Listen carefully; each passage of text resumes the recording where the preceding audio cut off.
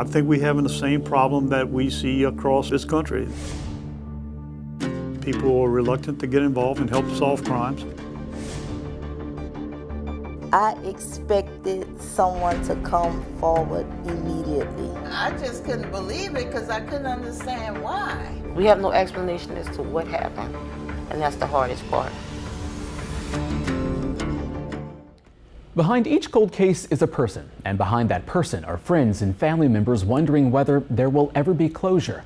Whether it's been 1 year or 13 years, each day is another filled with constant thoughts. Those family members and friends shared with us some very personal experiences. They opened their lives and their homes to us, allowing us to shine a light on a very dark time in their lives that in many cases still casts shadows today. In this series, we looked at unsolved cases across Southeast Louisiana. There are surprisingly more than I thought there would be.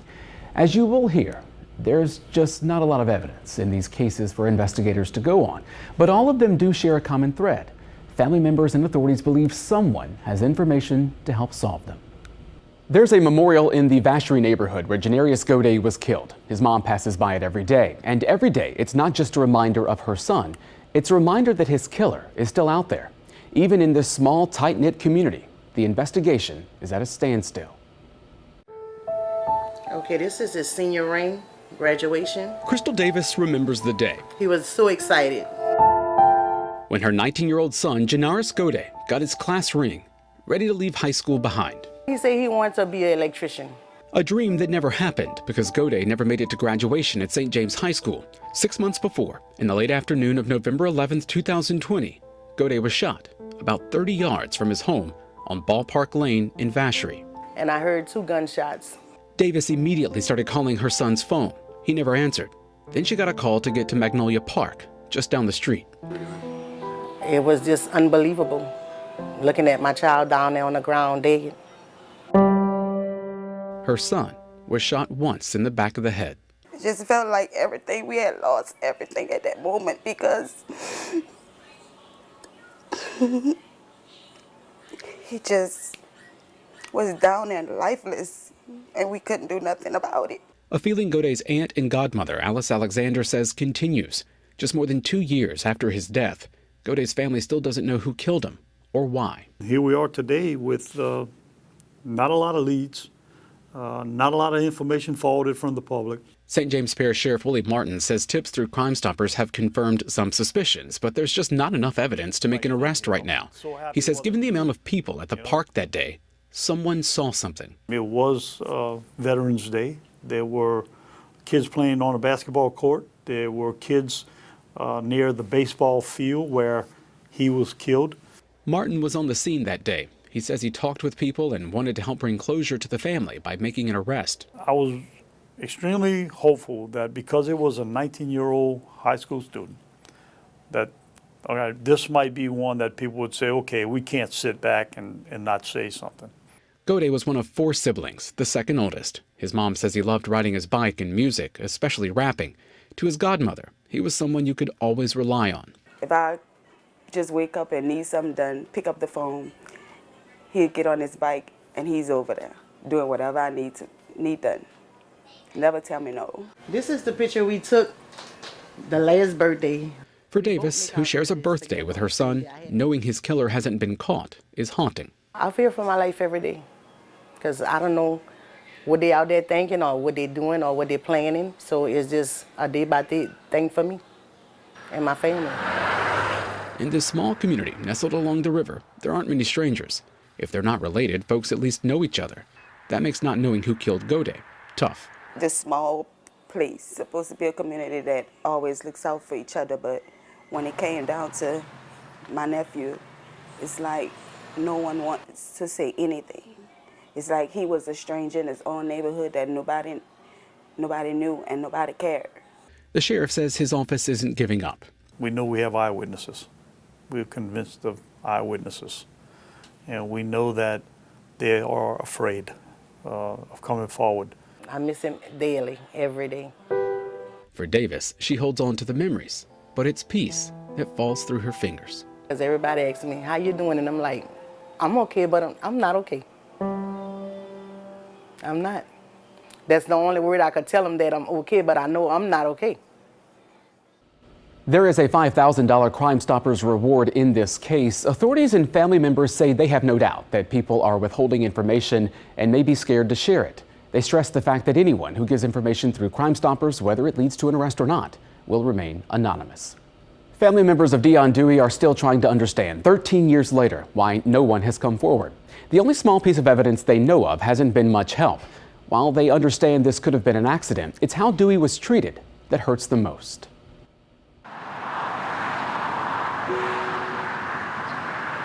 At Airline Highway and Bell Point Boulevard, just outside of LaPlace, an intersection where the life of Dion Dewey came to a sudden stop on October 14th, 2009. It was the worst day, it's still the worst day of my life. Nicole Stanton is Dewey's aunt. Just 9 months separate them in age. They grew up together and were more like sisters. Every graduation, from elementary to high school, was with Dion. Everything I did was with Dion. Stanton says 36-year-old Dewey, who had kidney problems, went to dialysis that morning. The machines at the clinic weren't working, so Dewey walked across Airline Highway to a service station. She was walking across to get a newspaper. It was 5:45 in the morning, and on her way back across to the dialysis, a car hit her while she was crossing the road. The driver kept going. 13 years later, the case remains unsolved. Many sleepless nights, many tears, heartache is still there because we have no clue. There aren't many clues at all. Stanton says the only thing found at the scene is a piece of plastic from a car headlight. Authorities believe it's from a dark-colored Ford Mustang, most likely between model years 1994 and 1998. Family members relive that day every time they see a car that matches that description. It's something that just nags at you, and you always wondering, is this the car? State police is handling the investigation. No one from Troop B made themselves available to talk about the case, but released a statement to Eyewitness News saying there are no new leads and that it's unfortunate the family hasn't been able to find closure. For me, I need to know why you didn't just stop. Why was she not important enough for you to stop to see if maybe there was something you can do? Dewey's other aunt, Michelle Stanton, says a woman getting gas at the service station that morning rushed over to Dewey. She didn't see what happened, only heard it. The family didn't find out until much later. For me, that was the hardest part, thinking she died alone. And it wasn't until 7 years later we found out that she wasn't alone. Someone was there. She was not out there by herself in the last minutes. That's the only bit of relief this family has. They walk in a mile. That's why they continue to do walks and vigils. They pass out flyers and put up signs. They even put up a memorial at that intersection, hoping to bring attention to the case and tips to Crime Stoppers. My sister and I were like the closest out of all the siblings. Dewey was one of 6 siblings and had no kids of her own. Her younger brother, Desmond James, says she would always look out for him. You know, the person who responsible for killing my sister, you don't know what you took from me. Sorry. I could understand if you stopped, if you tried to help her. It was an accident, we could understand that. But when you decided to leave, that's where it was like she didn't mean nothing to nobody. And she did. She has a family that love her. A love that runs deep. Before her death, Dewey was preparing for a kidney donation. I had to lose 5 more pounds. From Aunt Nicole, who was a perfect match. Her own siblings didn't match her. I matched her. Unable to make that donation of life, it's now the memories that keep Dewey part of the family. She loved to dress. She loved makeup. You never saw her with her hair not done because her hair stayed laid. As days turn into weeks, weeks into months, and months into years, this family holds on to their faith in God and isn't giving up the hope they've had from day one. They just know it'll never be easy. We have to live with that every day, not knowing. It's something that eat at you. You don't forget it. You just have to learn to bear it. Family members say there are times when they put up flyers and signs only to find them torn down, leading them to believe there's some sort of connection. There is a $2,500 Crime Stoppers reward in this case. All information to Crime Stoppers is anonymous. The Ellis family moved from New Orleans to St. Charles Parish after Hurricane Katrina. There, they settled in and adjusted to much quieter surroundings in St. Rose. 8 years after the hurricane, the family was hit by another storm when 23-year-old Ramal Ellis was killed. Very handsome young man. Ruth L. Ellis can't help but smile when she talks about her only son. Yeah, I miss him. She and her husband Lamar both do. Their son lived with them in their 4th Street home in St. Rose, where the memories never fade. That was my baby. That was our baby. He was. Their baby, 23-year-old Ramal Ellis, was shot multiple times the night of November 17, 2013. His parents say he was walking home from a friend's house and was about a block away from home. When they shot my son, I heard it. But I thought it was firecrackers because I told my husband, I said, I wonder who's shooting firecrackers in November. Lamar called his son. No answer. When he walked down the street, he saw officers with flashlights and someone on the ground wearing familiar tennis shoes. That's how I knew it was him, because he was the only one that had him. He had just got him. He got him that same day, the same day he died. Hours after his death, authorities officially identified Ramal as the victim. His parents say they already knew, because Ramal never came home that night. I told my wife, that's Ramal laying down there dead. I shot in the back of his head. Just more than 9 years after his death, the case remains unsolved.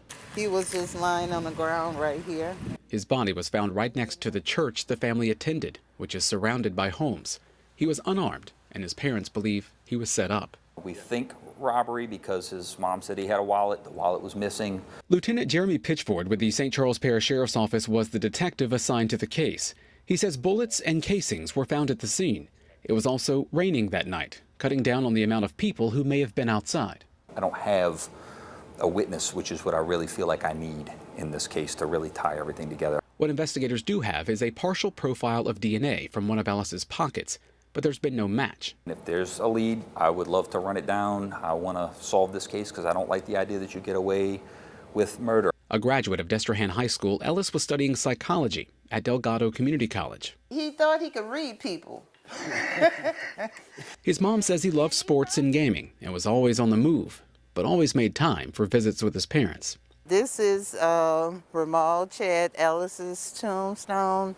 Now it's his parents making time for visits with him. Every Sunday we come here, every Sunday.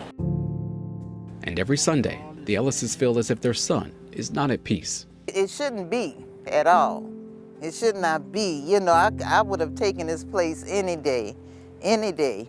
Dealing with the grief of losing a child, these parents say their faith in God helps them continue to live their lives until they're reunited with their son. We had a saying, see you later.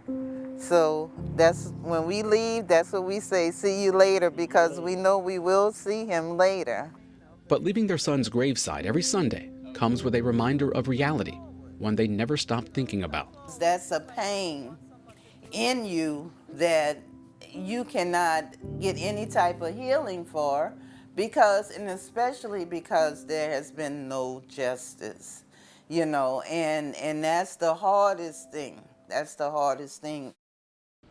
Lamar Ellis, the father of Ramal, has now lost all 3 of his sons. His 2 others from a previous marriage were also shot and killed. All 3 cases are unsolved. In Ramal's case, there is a $5,000 Crime Stoppers reward. The family is confident someone has information. Tips to Crime Stoppers are anonymous. Taylor Jones was a young woman who friends say was drawn to New Orleans because of its culture and music. She found a home in the city and was working on a music career. She ended up murdered, leaving her friends determined to bring her killer to justice. Inside Cafe Negril on Frenchman Street. I love that we've moved her up here. The smiling face of Taylor Jones greets everyone who walks through the door. You can really see her now. Just like she did when she worked here. Emily Rollins hired her on the spot. She just had an energy about her. I was super excited to get to know her, and she was excited to work here. They became fast friends. We would hang out and go to other music clubs together. She hung out with everybody. She became fast friends with everybody. Rollins knew something was off when Jones didn't show up to the holiday work party in December of 2021. She didn't show up for work the next day either. I think it was 2 days later by the time the police had got to me. New Orleans police say 26-year-old Jones was stabbed multiple times inside her Bywater apartment on December 21st, 2021, in the 700 block of Lesseps Street. This was a home invasion case by all accounts. Detective James Fife was assigned to the case, one of his first as a detective. On this case specifically, I was getting obviously frustrated in the first day or two when we didn't have answers. Because it was a stabbing, Fife says there was no ballistic evidence to work with. Several people were interviewed, but no motive was established. It's been a particularly tough case. I mean, you know, we handle them all equally diligently, but this one has been extremely difficult. The biggest piece of evidence so far is this surveillance video showing who police believe is the suspect, walking towards Jones' apartment before her death, then running away after. Fully masked, fully gloved, wearing all black in the wee hours of the morning. Just more than a year later, friends and family are left wondering whether anyone will be arrested. She was just such a beautiful, colorful person. To keep attention on the case, Rollins recently teamed up with a local artist. She's created all of these flowers for us to sell. Rollins hopes the money raised will bloom into tips. All the money goes to Crime Stoppers to help increase the reward. And now everybody can have a little piece of Taylor in their home too, or a whole bunch of her. Jones moved to New Orleans from Boston. The culture attracted her. The music kept her. She really wanted to be a singer. She loved to skateboard, play her guitar or her ukulele. Her parents tell me all the time to this day that they are so happy that she was so happy, that she'd found a place that welcomed her, that reflected her, that reflected her loves of life. A life her friends still find tough to accept is no longer present in theirs. They're not giving up hope, though. You can't just stab somebody to death and be walking around. There's got to be something. Somebody's got to know something. Those flowers can be bought at different price points. You can get them at Cafe Negril on Frenchman. Now, the money raised goes directly to the Crime Stoppers reward, which is at $7,500 right now. Anyone who sends tips to Crime Stoppers will remain anonymous. Long Van Nguyen was a man who his family members say never slowed down. If something needed to be done, he did it. He believed in hard work, saving money, and leading his large family by example. While doing yard work, he was hit by a truck. His family thought he'd survive, but now they're left wondering if there will ever be justice for his death. At 84 years old, Long Van Nguyen was the patriarch of his family. First of all, he never yelled at us, and we did a lot of mischievous things. There's 7 of us, 20 grandkids. He never yelled at any one of us. Nguyen Dufour is the oldest daughter. She says her father's sudden death has left an emptiness in the family. He just smiled a lot, and he was very reserved, very kind, very compassionate. The man who was looked up to and admired was killed in a hit and run on August 26, 2021 in Algiers. It's a struggle every day, Mike. Nguyen Dufour says her dad was doing yard work around one of his rental properties on West Park Court that morning, something he did routinely. Then her phone rang. I received a call that Dad was on the ground at West Park Court and his head was bleeding, and that's all we knew. New Orleans police say he was hit while trimming the curb, found lying in a driveway. In the ambulance, he was still able to say, "A truck hit me," and it was off-white, cream, something like that. And those were the last words that he said. Nguyen spent the next 2 days on a ventilator at University Medical Center. The impact was so hard, it just traumatized all of his organs from head to toe. He died just hours before the hospital went on lockdown ahead of Hurricane Ida. We know like God was watching, and we were all able to see him take his last breath, which was at 2 p.m. on August 28th, 2021. More than a year later, no one has been arrested. We have done a lot of work, a lot of detective work on our end as well, just to help police officers. Nguyen Dufour says that work hasn't been well received by the NOPD. No one from the department made themselves available to talk about the case to Eyewitness News. Nguyen's family hoped the days, even months, after his death would yield results. We expected something. We didn't receive anything. As an officer in the Army of the Republic of Vietnam, Nguyen fought against communist rule during the Vietnam War. He left his South Vietnam home with his wife and children when the war ended in 1975. With eyes set on the United States, they settled in New Orleans. Nguyen Dufour was just a year old at the time. One of his proudest pieces is his ID tag from the war, and he carried that. Nguyen Dufour says her father was a hard-working man. He owned the Horseshoe Grocery in Algiers for nearly 3 decades. He was a retired welder, a shrimper, and never stopped doing odd jobs. You would never even know that he's 84 years old because he was still doing, chin-ups on his birthday, every single birthday. Nguyen Dufour often worries her dad's case won't be solved, The person is out there. He's out there. but knows celebrating her dad's life means living hers. We do have peace only because we know that he is in a beautiful place and that he is still with us in spirit. A spirit that still guides the family and will always be part of it. They just want closure. There's still hope. As long as there are people who are caring in this world, we're hopeful that something can be done. With 7 kids, 20 grandkids, and his wife, Nguyen's family members are mostly all local, and they lean on each other a lot. There is a $12,500 Crime Stoppers reward in this case. Anyone who gives information to Crime Stoppers will remain anonymous. Mike McDaniel, Eyewitness News.